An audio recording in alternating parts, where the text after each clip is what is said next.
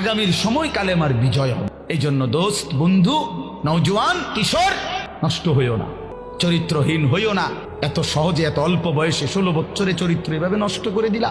মাত্র 18 বছর বয়সে এত নারী দেখে ফেললা, মাত্র 18 বছরে এত উলঙ্গ ছবি দেখে ফেললা।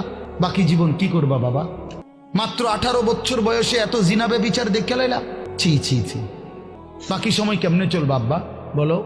এত অল্প বয়সে এত নোংরা হয়ে গেলা, এত কম বয়সে এত চরিত্রহীন হয়ে গেলা। সারাদিন নারী ছবি কি দেখো মোবাইলে তোমরা? আমরা বুঝি না বাবা। কতবার চুলের ডিজাইন বদলাইলা বাপ, কারে দেখাইতা? কয়জন বেডি তোমার বাইতাইছে? তুমি যে এতবার ডিজাইন বদলাইলা। সিনেমার কোন নর্তকী তোমারে ফোন দিছে তাই শুনি? তুমি যে বেডিরে দেখা আখলাক নষ্ট করতেছ, চরিত্র নষ্ট করতেছ, শরীরের যৌবনটা শেষ করতেছ, নিজের হাতকে লজ্জাস্থানের গুনাহ করে নষ্ট করে দিতেছ। প্রিয় বন্ধু, এর চাইতে বেশি তো আর বলতে পারি না।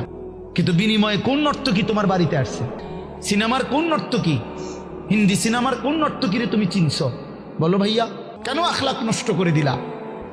কেন চরিত্র নষ্ট করে দিলা?